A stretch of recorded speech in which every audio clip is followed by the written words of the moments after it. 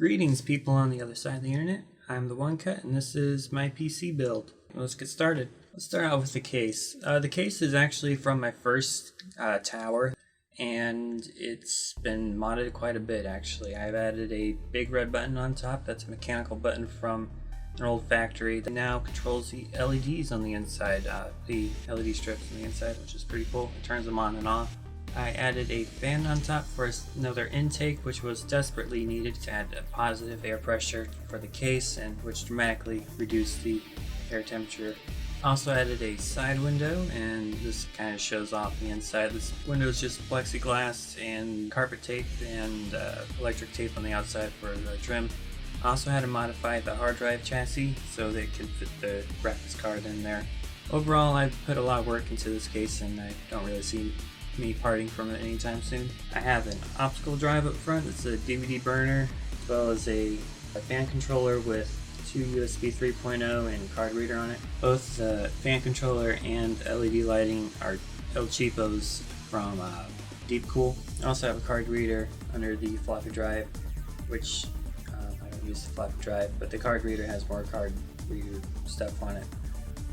As for the build itself, the motherboard is a Gigabyte 990 FXA UD3 Rev 3.0. I've been really happy with this board, and Gigabyte's marketing with the ultra durable series kind of caught my attention when I was searching for a motherboard, because my last motherboard and CPU that was in here actually fried, so that's why I got an ultra durable series and Gigabyte board. When I replaced the motherboard, I also replaced the CPU with an FX 6100 from AMD, and later upgraded that to an FX 8350, which is a octa-core.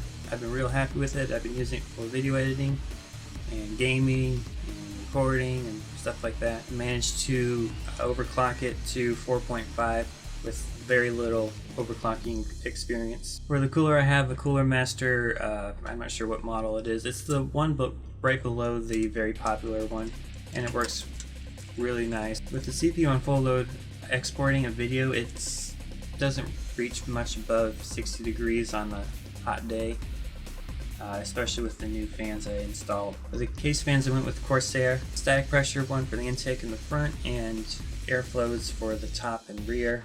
The top is an intake and the rear is an outtake.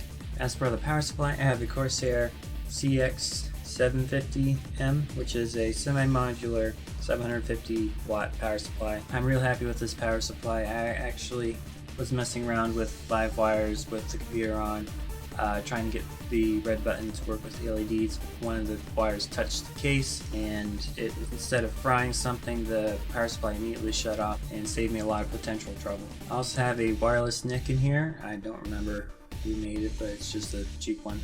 As for the memory, I have 8 gigabytes of the Radeon Performance Series RAM, which is 1866 megahertz. The reason I went with this RAM is when I first upgraded the motherboard and I didn't have a fully compatible RAM with the system, and it caused all sorts of problems with the operating system and stability and stuff like that. So I wanted to make sure I got RAM that would definitely be compatible with it. As for the hard drives, I have 2 Seagate hard drives. One's a 2 terabyte and one's a 3 terabyte. And finally for the graphics card.